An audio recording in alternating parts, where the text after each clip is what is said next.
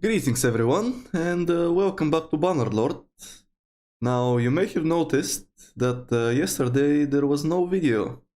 And the reason for that is because after I recorded 2 episodes, I realized that OBS wasn't catching my microphone for some reason. So both of the videos have no audio. So instead I decided to compile the most important parts of the video and just talk over them now, so let's check it out. First of all, it all started with peace with Islandia. The long war finally over. They decided to pay us some tribute, so that was kinda cool. Except it left me without a way to get much experience for my smiths, which was one of the main things I wanted to do. So I ended up going to this bandit hideout, and you know, since I wanted more XP, I decided instead of dueling the bandit leader, I would just finally try and, you know, fight everyone. Now they did outnumber us quite a bit, but my guys are highly upgraded, so it was a decent fight.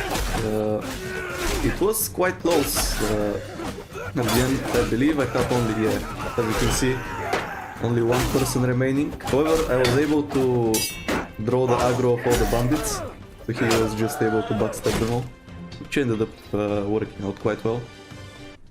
Now after that, our little brother Varric got a marriage proposal from this Botanian clan, so we go ahead and check her out.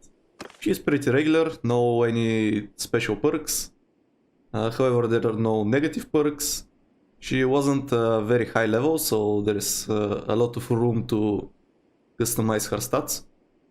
So I decided to accept the proposal, and that's how Varric found his wife, with a very hard name to say, so yeah, well, Yarpheim, I believe. So as you can see, this was their marriage, or their wedding, I should say. And one thing I noticed during the wedding, by the way, if you listen, there's like a very weird voice in the background. Sounds kind of like a speaker. I don't know, it's kind of weird. But anyway, after that, I roamed around a bit more, and we ended up getting enough support from the other lords of the Botania to declare war on the Northern Empire. So of course we gladly agreed to that, so we can get more XP for our smiths. Now this time, instead of doing our regular thing, I decided how about we just start our own army and go, you know, conquer some castles, maybe a town, since usually we join other armies and all that. So I check out all the available parties and I pick the ones with higher units, so we can get a good amount of troops behind us. Now, originally I went with quite a lot.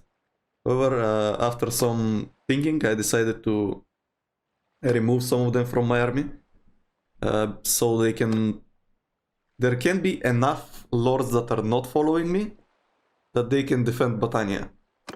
Because if I take everyone with me, there will be no one left to defend. So as you can see, this is the first castle we besieged. Currently I have 1050 troops with me, and some more are on their way, so as you can see they just arrived.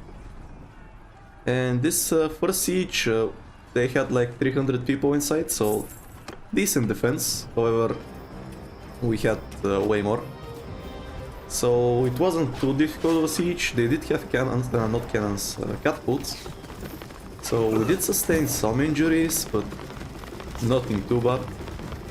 As you can see, this is centering through the siege tower.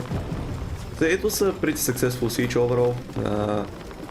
We managed to get the castle quite quickly without many losses, so that left me in a very good spot. So this is after we took the castle. I decided to pillage it this time, and yeah, after that I decided to look for my next target. And that next target would be nothing else than Diathma, the town to the north. However, as I was arriving there, I noticed something, well, I wasn't expecting really. And any second now we should be near the town. I don't know why the recording gets so frame droppy when I'm on the campaign map. It makes absolutely no sense. But anyway, here actually something important to mention is the army cohesion that I just used influence to boost.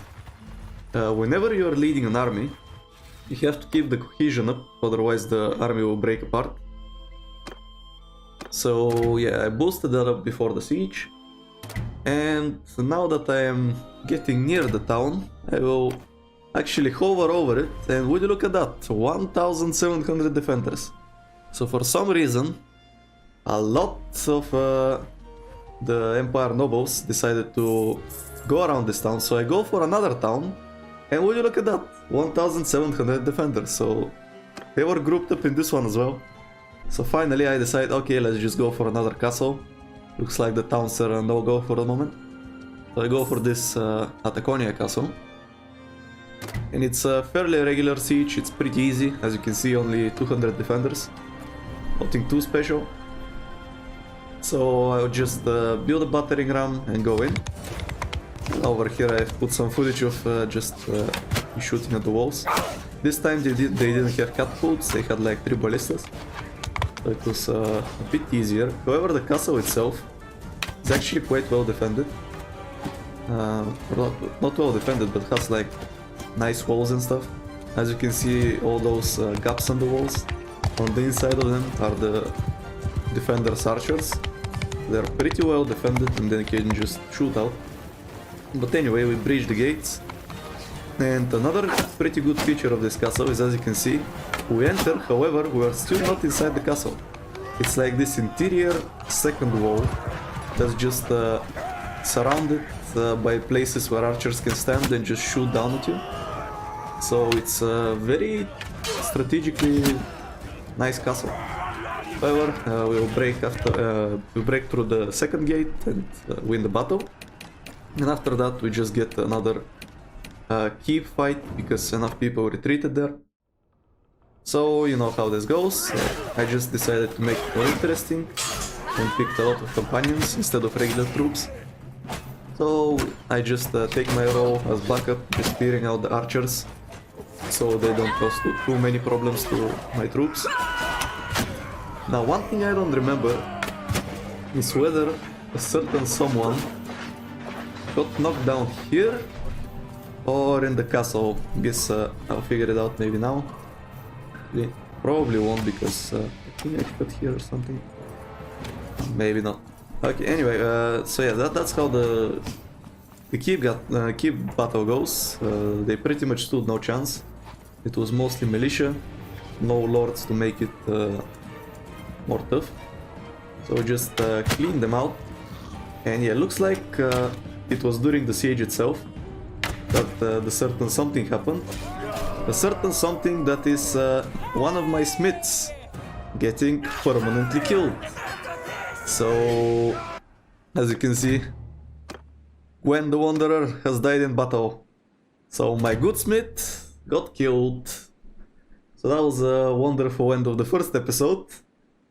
And I decided in the second episode to actually check things out. And turns out Varric, who just turned 18, had a lot of free points to spend. So I decided, you know what, maybe instead of a military commander, I'll just turn him into a smith. Because if you... well, I guess that happened during the last episode, which had no audio. So basically a problem I ran into is that I had to level up my smiths, otherwise I couldn't get their smithing high enough for me to make money. So having Varric start with the maxed out smithing is quite great. So I just put all the points I could in endurance and smithing, and that way he could become quite the nice smith in the future. But enough for that. We got into a very large battle, almost not almost, like 900 enemy troops. We had 1000 something. It was a pretty long battle. We ended up quite ahead because of the terrain. I was able to basically tricked the AI into attacking into me very many times. Didn't have to do any swings myself, so I didn't lose any troops to them having to reposition, to retreat. As you can see, I was just doing a lot of harassing with the cavalry and just letting the archers do their thing, my infantry protecting them.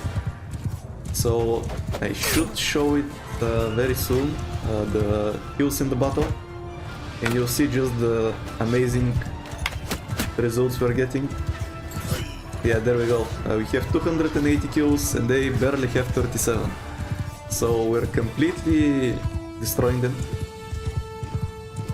And yeah, that battle was quite good, which was very nice because we destroyed 2 armies with it, weakened the Imperial forces quite a bit, which would then allow us to do the next thing that's on the agenda, which you might already be guessing based on where I am currently. If you didn't notice, that was the first castle we took. They were trying to take it back, so I decided to fight them there, and that's the end of the battle. So that's very nice. And now we're going back to Diathma. This time 750 defenders, still a lot. However, not as many as last time. Actually doable. So I decided to, since there are a lot more defenders, attacking the city normally would be kind of foolish. So instead I decided to do a lot of campaign sieging, which is something you can do if you know there isn't an army coming to attack you. Basically, if you're not in a hurry. And since we just defeated their armies, you don't have to be in a hurry. So you'll see me, instead of building the battering ram and the siege towers, I'm building trebuchets. And as you can see, they're building catapults. So what the trebuchets do, they're really good at taking out enemy siege artillery. So as you can see, one of the catapults got destroyed. And I built a second trebuchet. A good thing about them as well is that they have a ton of HP. So yeah, they're able to withstand the enemy fire. And now that we have pretty much destroyed all the enemy siege engines, you'll see my trebuchets go for their walls. So what that does is, if you destroy their walls during a campaign siege, the wall during the battle is gone, so you don't have to worry about it, you can just walk in, which is quite convenient. So yeah, but that's basically what I'm doing. I want to destroy both walls, make sure there are no catapults available for the battle. So just wait until my trebuchets destroy this. Now, a side effect of destroying the walls like this is that after you take the city, if you remember the town projects, one of them is walls, that project will be downgraded completely, which makes sense. I mean, we destroyed the walls, so yeah, you basically lose some value on the city itself, but I didn't really care about the city that much. I just really wanted to take it over. So destroying some walls is just quite acceptable. Now, for some reason I was getting some frame drops during this battle. It wasn't too bad or anything, but it was getting kind of annoying. I'm assuming it has something to do with the large amount of defenders, but can't really be sure. As you can see, the wall is broken, we just walked right through. And we're having a little bit of a scuffle inside. And there, here we broken down the gate as well. And now we are entering the castle from multiple points, so we're surrounding them. And we're pretty much on their reinforcement point, so it's going quite nicely for us. Not as nicely as that battle, defending the last castle. Yeah, another thing you can see here, I got caught by a respawn wave when all my troops got went back. So yeah, good thing I have good armor, because I wouldn't have survived that otherwise. And here we go, the enemy retreated to the keep. And however, I did later get knocked down, so keep battle is just, you know, a quick battle. Worked out quite well. And that way we took the city. So after that, I decided enough is enough. I disbanded the army, let them do their thing. And got to Sargot to first pick up Varric's wife. since I want to have them both in my party, that way there is a chance of her getting pregnant. So I'll basically be carrying them both. And I'm going to take Varric to my party as well. And that's pretty much how the episode ended. So last time, or not last time, but next time, what we'll be doing is leveling up Varric's smithing by quite a bit. Since he has such high skill, it should take very little time to level him up. And start making some money with him. So anyway, I hope you enjoyed this super cut, I guess. And yeah, I'll see you next time.